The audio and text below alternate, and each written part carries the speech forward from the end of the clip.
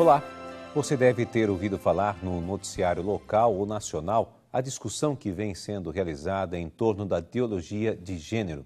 Diante dessa questão, o Ação Nacional quer entender quais são as implicações presentes e o que significa a ideologia de gênero. Para falar desse assunto, nós recebemos em nossos estúdios o professor especialista no tema, Felipe Neri. E você pode participar conosco e assistir outros programas do nosso portal. É só acessar rs21.com.br. Bem, Felipe, obrigado pela sua presença, bem-vindo à Ação Nacional. Muito obrigado. Eu fico muito feliz de estar aqui nessa noite. Eu que agradeço. Bom, para a gente iniciar o nosso bate-papo aqui, o que é o projeto de lei 122 e o que tem a ver com a ideologia de gênero, professor Felipe? Bom, o PL 122, ele não tem relação com a ideologia de gênero. É um projeto que tramitava no Senado, dentro da Comissão de Direitos Humanos, estava o momento em que foi candente a discussão, um projeto que tratava de criminalizar, por exemplo, entre outras coisas, a quem ensinasse contra a homossexualidade. Então, caso pastores, padres, ou seja, aquilo que a igreja entende de homossexualidade, poderia ser criminalizada e silenciada se caso quisesse falar algo, por exemplo, contra. Mas o PL 122, ele então... Seria o preconceito propriamente dito, exato, a homofobia e tudo mais. Mas esse é um PL que não tem relação com a ideologia de gênero. A ideologia de gênero é um outro assunto que, apesar de parecer igual, né, são temas diferentes, porque ideologia de gênero é algo muito além, é algo de uma desconstrução da própria pessoa, da identidade da pessoa. E o que ele é propriamente dito? Vamos começar a explicar. A ideologia de gênero seria justamente a tentativa, né, de se dizer que a possibilidade de autoconstrução da sua identidade sexual livre, né, libertada da tirania da biologia. Então, heterossexualidade e homossexualidade seriam construções da sociedade que impõem uma identidade à pessoa humana. Então, necessariamente, você deveria retirá-las e isso significaria, na ponta de uma criança sendo ensinada, que ela, então, não nasce com uma determinada identidade.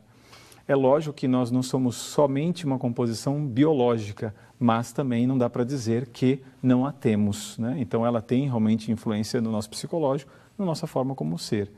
E, então, gênero quer dizer, apesar de parecer uma palavra inofensiva, ela quer ir muito além e quer tirar a palavra sexo e colocar gênero. Então, não seríamos mais homens e mulheres e nem muito menos homossexuais, né? Seríamos cisgênero e transgênero, uma nova linguagem de uma nova identidade volátil, né? Então, uma pessoa, ao longo do dia, ela pode realmente, livremente, em matéria sexual, compor a sua identidade. É algo bastante complexo, mas, ao mesmo tempo, simples de se entender, né? Ou seja, a gente nota que nós temos uma identidade e o que se desfigura, então, é a identidade da pessoa.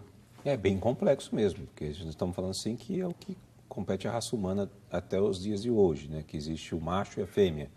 E aí nós estamos falando que tudo é uma coisa só, não tem mais macho, não tem mais a fêmea. Eu costumo dar um exemplo bem simples, né? De um alemão que ficou muito conhecido, que ele disse, biologicamente eu nasci homem e psicologicamente me sinto mulher.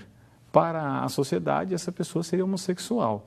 Ele disse claramente que ele não era, porque o interesse sexual dele era por mulheres.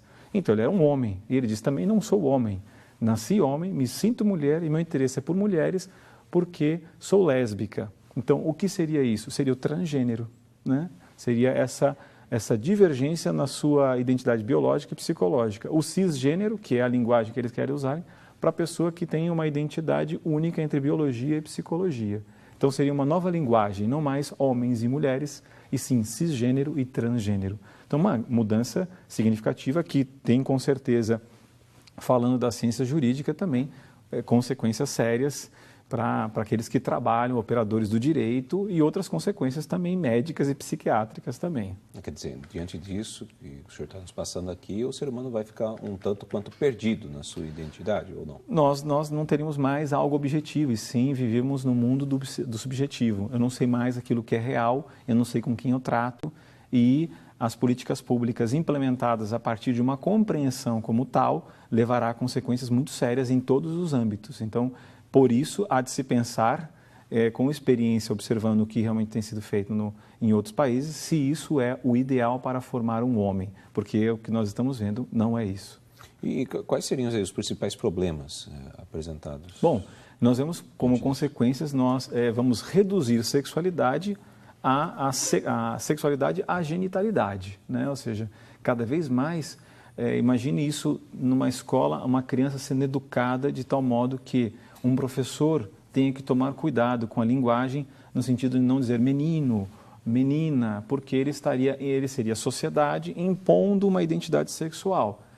É lógico que isso daí tem consequências mais longas, não a curto prazo, mas em todos os lugares em que gênero foi implementado, as políticas levaram à questão da linguagem comportamental e trazendo consequências, ou seja, uma grande confusão a estas crianças e os jovens também, podendo ter, inclusive, já vi muitos artigos de psiquiatras tratando a questão da identidade, transtornos de identidade. E por aí podemos ter tantas outras consequências. Quer dizer, nessa lei implica várias coisas, né?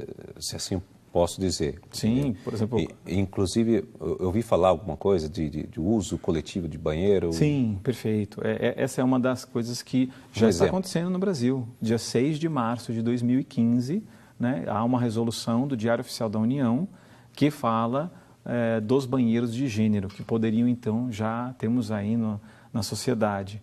Inclusive, foi feito isso em Belo Horizonte, numa escola, foi muito noticiado, né, na cidade. Um menino foi ao banheiro, voltou para casa e tinha feito xixi nas calças, um garoto pequeno, né? E o pai percebeu, foi ao colégio, chegou lá e viu um banheiro unissex. Perguntou ao diretor e o diretor falou, é uma lei federal, e mostrou essa resolução do Diário Oficial da União.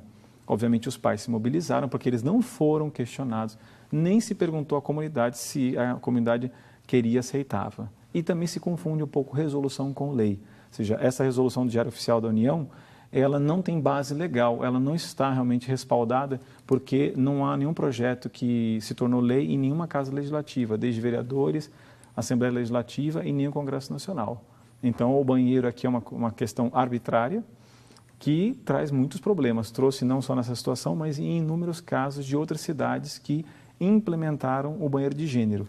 Ele, na verdade, não está incluso diretamente nos planos de educação que estão sendo elaborados, mas essa abrangência da terminologia poderá levar a muitas políticas públicas problemáticas. Então, quer dizer, essa lei, ela tramita, vamos tentar entender aqui, ela está tramitando hoje nos municípios, não está indo a nível estadual e federal, ou está? Então, na verdade, o ano passado, o Plano Nacional de Educação foi aprovado e sancionado, em junho de 2014. Após isso, então, o artigo 8º do Plano Nacional diz que municípios e estados, no prazo de até 1 ano, deverão elaborar, aprovar e sancionar os seus respectivos planos municipais e estaduais. Então, o que está acontecendo no Brasil nesse exato momento, até o dia 24 de junho, se cumprirem com o prazo que a lei determina, a elaboração e aprovação desses planos municipais de educação e que, portanto, também estão tratando novamente da questão de gênero. O Plano Nacional foi sancionado, é uma lei número 13.005, que pode ser encontrado no site da Câmara, ela não contém gênero. O Congresso Nacional tratou do assunto e recusou.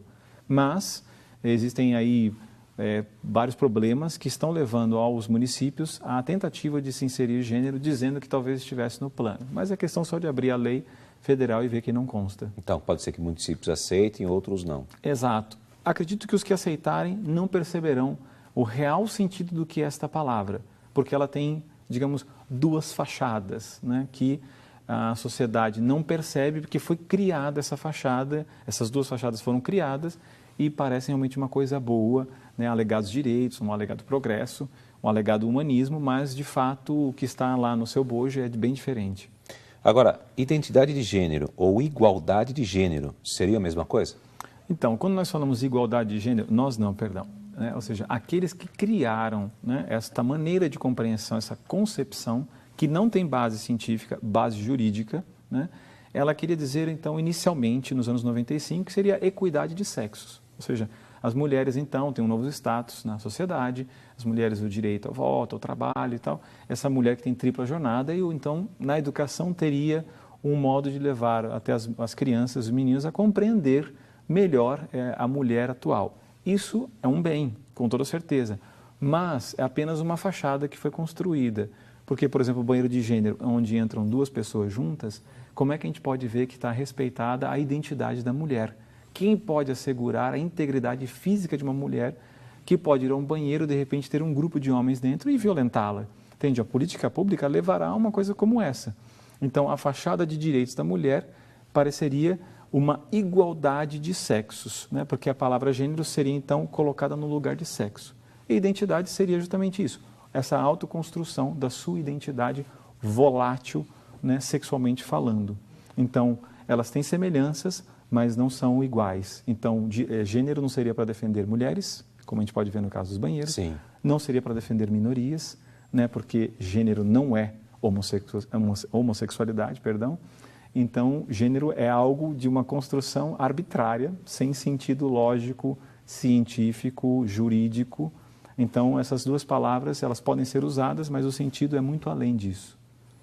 Bom, nós vamos para um rápido intervalo. Em seguida, continuamos nossa conversa aqui com o professor Felipe Neri. Fique ligado na gente, essa é a Programação Nacional.